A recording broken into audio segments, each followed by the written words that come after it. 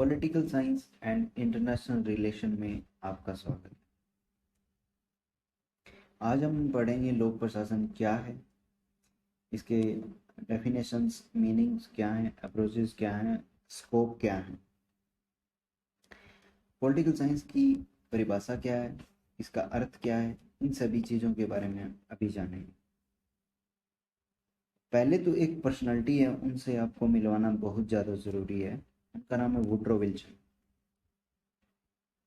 Woodrow Wilson जो political science के अंदर उनका एक अलग ही योगदान है। उनकी काफ़ी बुक्स भी फेमस रही हैं, जिनमें कांग्रेशनल गवर्नमेंट वाली जो बुक है, या कांग्रेशनल कॉन्स्टिट्यूशन करके कुछ बुक है, और 1887 में ये एक आर्टिकल है वो पब्लिश करते हैं, जिसमें पब्लिक एडमिनिस्ट्रेशन के बारे में बताते हैं कि जो राजनीति है, पॉलिटिक्स है, उससे प्रशासन चलाना वो अलग अलग है, दोनों अलग अलग दिशाओं में है। ये वुड्रो विल्सन सर बताते हैं, और वो कहते हैं कि कानून को व्यापक और व्यवस्थित रूप से लागू करने की एक अभिव्यक्ति, यानी कि एक ऐसा तरीका, एक ऐसा मेथड जिसके द्वारा कोई भी कानून है उसको इम्प्लीमेंट किया जा सके, यानी कि लागू किया जा सके।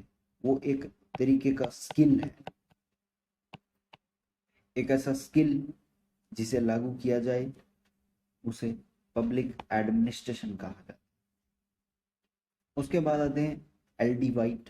एल डी वाइट बोलते हैं कि वे सभी कार्य हैं जिनका उद्देश्य, मतलब हर कोई ऐसा कार्य है जिसका उद्देश्य सार्वजनिक नीतियों का निर्माण करना है और उनका क्रियान्वयन करना।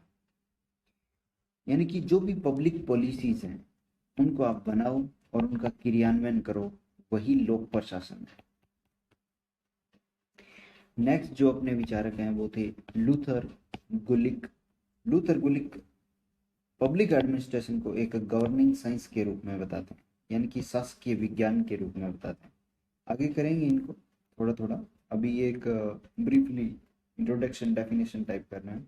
डिमोक है, वो बताते हैं कि पब्लिक एडमिनिस्ट्रेशन क्या है, यानी कि what is public administration and how is public administration, यानी कि कैसे लोक प्रशासन होगा, उससे संबंधित कोई भी जो चीज़ है, यानी कि क्या और कैसे से संबंधित कोई चीज़ है, वो पब्लिक एडमिनिस्ट्रेशन। नेक्स्ट हम अपने आते हैं कि सरकार से संबंध, सरकार के कैसे संबंध है, जिनमें, यानी कि यहाँ इस हेडिंग का मीनिंग ये है कि लोक प्रशासन जो है, लोक प्रशासन का सरकार से क्या संबंध होता है। तो इसमें अलग अलग विचारक हैं, वो दो धाराओं में बंटे हुए हैं। एक धारा जो एक व्यापक दृष्टिकोण को समाहित किए हुए है, एक धारा जो संकीर्ण दृष्टिकोण को समाहित किए हुए। जो धारा व्यापक दृष्टिकोण को समाहित किए हुए हैं, व्यापक यानी कि जो सरकार के तीनों अंगों की बात करता है, विधायिका की, कार्यपालिका की, न्यायपालिका की।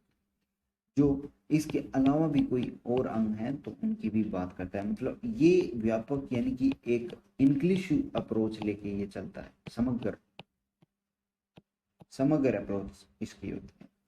समग्र अप्रोच के जो थिंकर हैं वो रहे हैं Woodrow Wilson sir, Pfiffner, Dimock and white.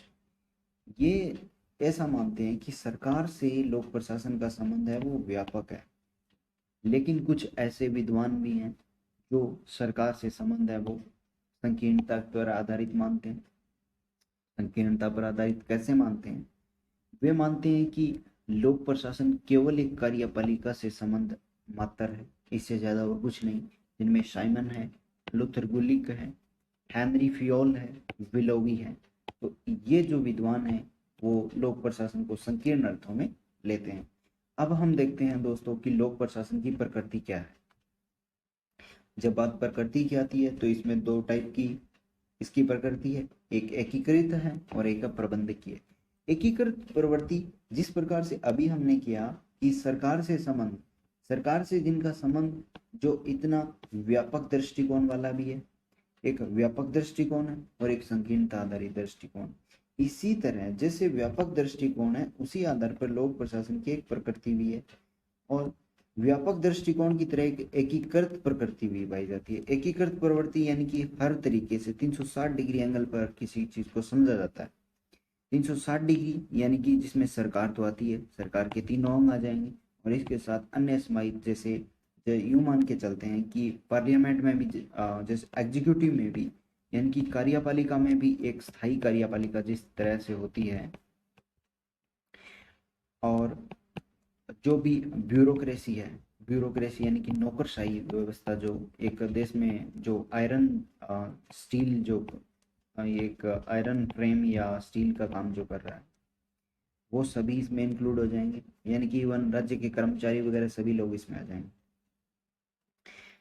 जो लोक प्रशासन की प्रकृति में एकीकृत, जो प्रकृति को लोक प्रशासन की प्रकृति को एकीकृत जो मानते हैं उनमें डिमॉक और वाइट दोनों आएंगे। लेकिन कुछ ऐसे विद्वान, जो विद्वान ये मानते हैं कि यह एक प्रबंधकीय है, लोक प्रशासन एक प्रबंधन मात्र है, यानी कि एक मैनेजरियल है। मैनेजरियल रिवोल्यूशन का एक कंसेप्ट हम बाद में भी देखेंगे, जैसे हम थ्योरी वगैरह पोर्शन करेंगे उसमें। लोक प्रशासन की प्रकृति प्रबंधकीय है और इसमें निश्चित उद्देश्य है। इनका उद्देश्य केवल निश्चित उद्देश्यों की प्राप्ति है। जो मैनेजर होगा उसका एक उद्देश्य होगा कि अकाउंट्स वगैरह है उनको अच्छे से संभालना, ठीक है। लेकिन आज का जो वक्त है, आज का जो मॉडर्न टाइम है, जो मैनेजरियल ऑफिसर्स हैं वो न केवल तकनीकी चीजों पर ध्यान देते हैं, अभी तो उनके कुछ उद्देश्य भी समाहित होते हैं जो उनको पूरा करना होता है, या उन उद्देश्यों को वो पूरा करने में लगे हुए हैं। उनमें साइमन, बर्ग, स्मिथ और थॉमसन ये कुछ स्कॉलर हैं या ऐसे विद्वान जो प्रबंधकीय है, जो ऐसा मानते हैं कि लोक प्रशासन की प्रकृति है वो एक प्रबंधकीय प्रकृति है। अब देखते हैं कि लोक प्रशासन, कुछ विद्वान कहते हैं कि एक कला है, कुछ विद्वान कहते हैं यह एक विज्ञान है। कला कैसे? कला यानी कि कोई भी व्यक्ति जो भी होता है, व्यक्ति में एक श्रेष्ठता, दक्षता, गुणवत्ता कुछ ना कुछ तो होता होगा। एक व्यक्ति के पास स्किल हो, जैसे आपके पास अच्छा पढ़ने का, पढ़ाने का स्किल है तो आप निश्चित रूप से अपनी लाइफ में आगे बढ़ोगे। आपके पास खेलने का स्किल है तो आप गेम्स में जाओगे। तो ये एक स्किल है, यानी कि कला यानी कि जो भी आर्ट्स है वो एक स्किल है। कुछ ऐसे विद्वान जो मानते हैं, लेकिन कुछ ऐसे विद्वान भी हैं जो ये मानते हैं कि यह एक साइंस है। साइंस यानी कि कोई भी चीज़ है उसका व्यवस्थित क्रमबद्ध रूप से अध्ययन किया जाए वो एक साइंस कहलाएगा। लोक प्रशासन का क्षेत्र कौन सा, एरियाज कौन कौन से हैं लोक प्रशासन के, कौन कौन से क्षेत्र में लोक प्रशासन आता है? उसमें लूथर गुलिक जो एक ऐसे विद्वान हैं जो इसको एक शॉर्ट टर्म में बताते हैं। पोस्ट डिकॉब जो टर्म है वो लोक प्रशासन का जो व्यापक क्षेत्र है उनके बारे में बताते हैं। क्या बताते हैं? पोस्ट डिकॉब यहाँ जो दोस्तों सबसे एक अलग यूनिक जो स्टाइल है वो पी का मीनिंग है प्लानिंग। कोई भी लोक प्रशासन से संबंधित कोई भी जो नीति है, कोई भी चीज हमें या कोई भी ऐसा कार्य है जहां हमें मैनेजमेंट करना हो, जहां चीजों को सुव्यवस्थित अरेंज करना हो, तो वहाँ हमारे पास एक प्लानिंग होनी चाहिए। और प्लानिंग के साथ हमें चाहिए ऑर्गेनाइजेशन यानी कि अकेला व्यक्ति कुछ नहीं कर सकता। जैसे मैं पढ़ा रहा हूँ और आप पढ़ रहे हो, तो हम दोनों का मिलने के बाद हम 10, 20, 30, 40, 50 स्टूडेंट मिलने के बाद एक टीचर का एक अच्छा इंटरेक्शन होता है स्टूडेंट के साथ, ठीक है। तो वो एक ऑर्गेनाइजेशन है, हम सब मिलके एक अच्छा काम करते हैं, ठीक है। मैं आपको पढ़ा रहा हूँ फ्री में, जिससे आपका ह्यूमन रिसोर्स डेवलपमेंट हो रहा है, तो हम एक ऑर्गेनाइजेशन की भांति काम कर रहे हैं। उसके बाद एस मीनिंग स्टाफिंग हो गया, डी मीनिंग डायरेक्टिंग, एंड सी का मीनिंग होता है कोऑर्डिनेटिंग।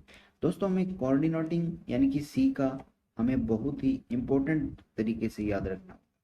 कोऑर्डिनेटिंग है वो लूथर गुलिक का आइडिया है। सी मीन्स यहाँ जो सी का अर्थ है वो कोऑर्डिनेटिंग का दिया हुआ, ठीक है जी।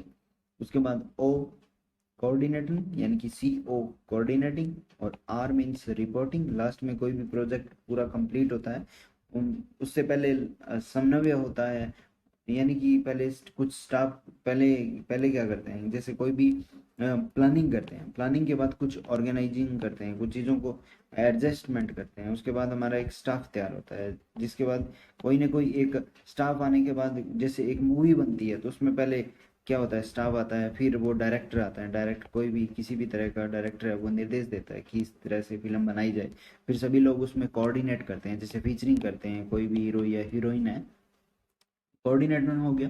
कोऑर्डिनेटिंग के बाद कोई भी रिपोर्टिंग, रिपोर्टिंग यानी कि रिपोर्टिंग इस तरह से जैसे देखा जाता है कि कोई भी प्रोजेक्ट है वो कैसे पूरा कंप्लीट होगा या उसके बारे में और जानकारियां हमें जुटानी चाहिए।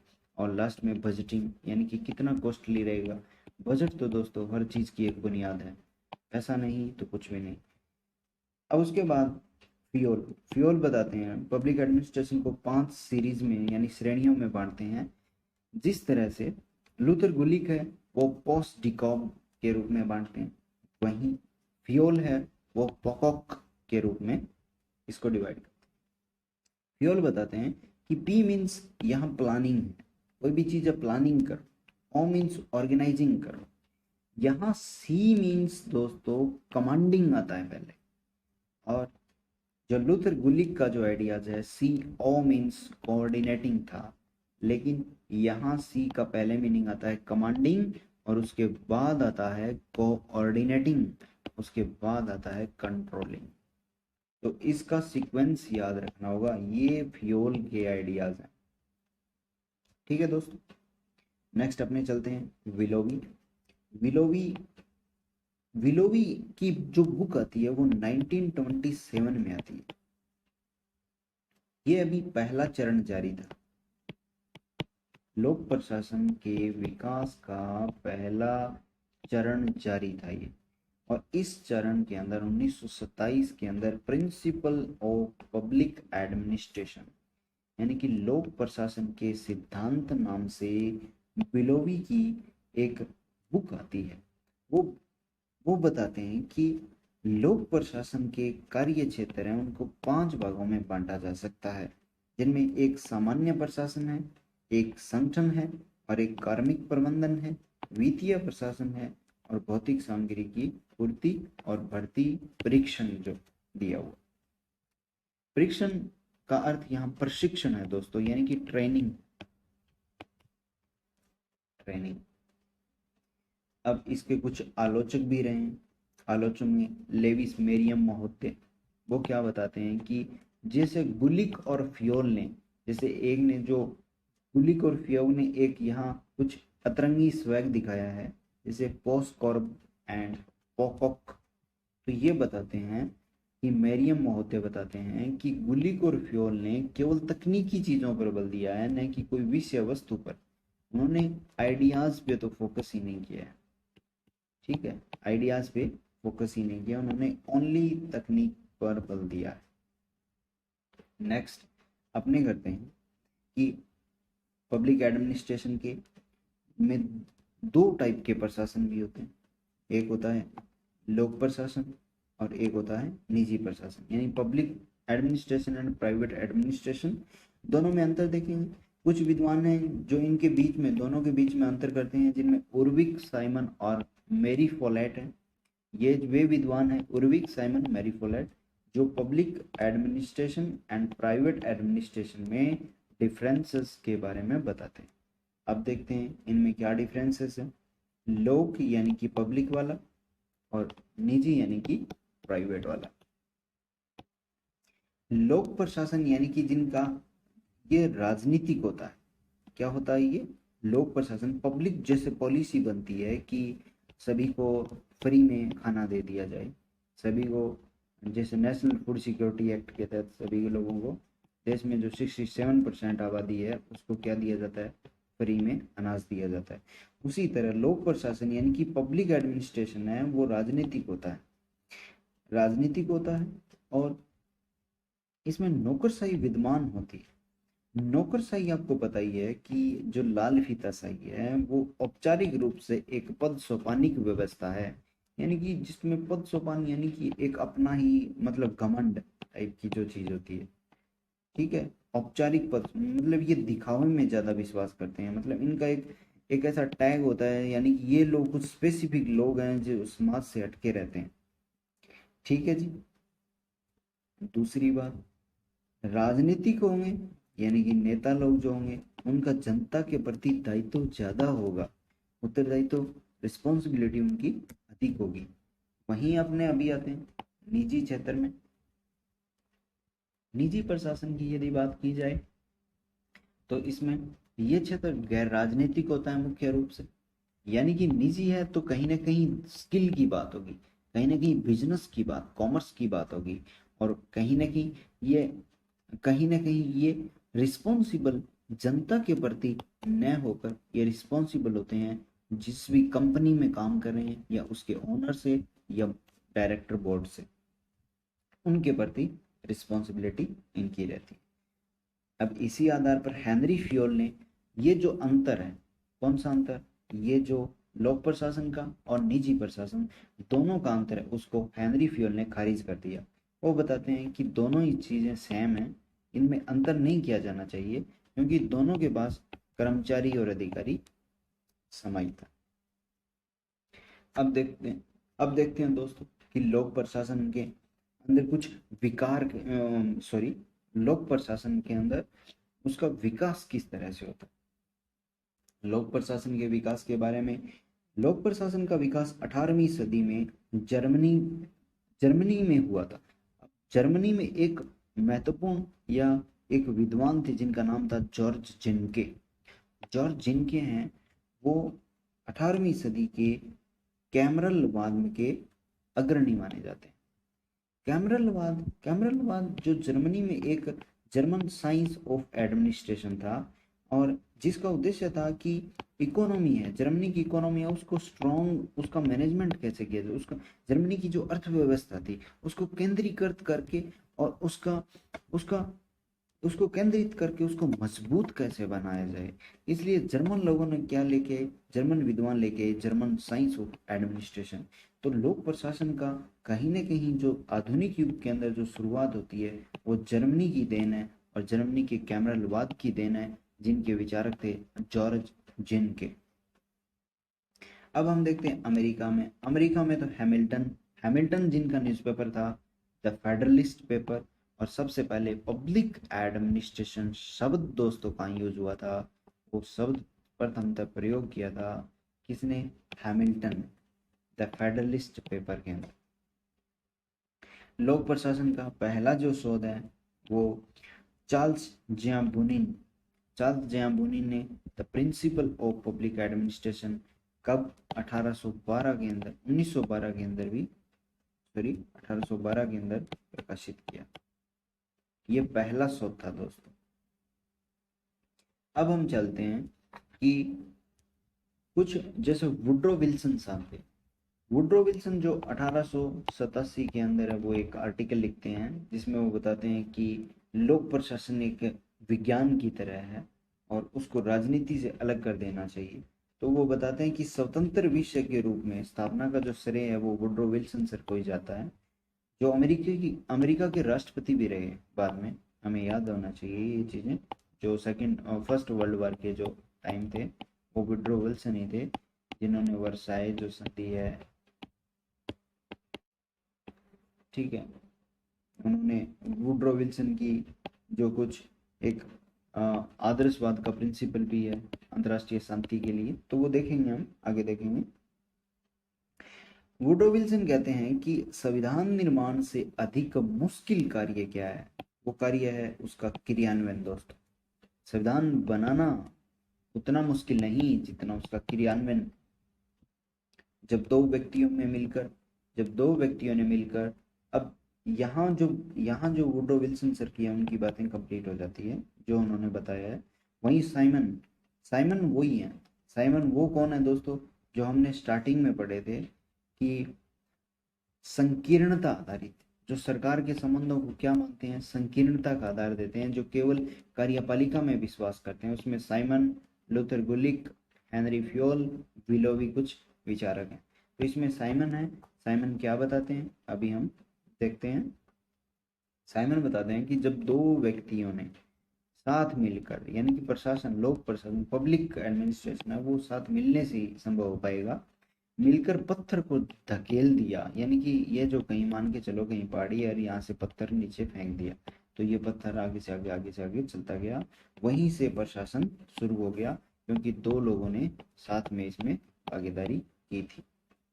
अब हम देखेंगे नेक्स्ट वीडियो में निकोल्स हेनरी के बारे में, जो बताते हैं कि लोक प्रशासन के 5 चरण हैं, और वो 5 चरण कौन कौन से हैं, जिनमें लोक प्रशासन का विकास हुआ था, लोक प्रशासन की कंप्लीट जर्नी को हम समझेंगे, जिनमें पहला है राजनीतिक प्रशासन का विभाजन 1887 से, जहां से वुड्रो विल्सन अपना आर्टिकल डालते हैं, और 1926 तक प्रशासनिक सिद्धांत का निर्माण, 1827 से 1937 तक, 1927 से 1937 तक, और वो जमाना जो चुनौतीपूर्ण का था 1938 to 1947, and the next identity and संकट का जो काल है, यानी कि पहचान और संकट का जो काल था 1948 टू 1970, यानी कि ये जो दौर था वो कहीं ना कहीं एक बिहेवियरलिज्म की आर्ट का दौर था। बिहेवियरलिज्म अपने चरम अवस्था में था, तो ऐसे विज्ञान जिनके ऑलरेडी ये सिद्धांत बना चुके थे, उनको चुनौतियां कहाँ से मिलने लगी, अनुभववाद से मिलने लगी, अनुभव। नेक्स्ट एंड 5 एंड लास्ट, तो उसमें नियो पब्लिक एडमिनिस्ट्रेशन क्या है, जो आज तक 1971 से लेकर ऑनवर्ड्स जारी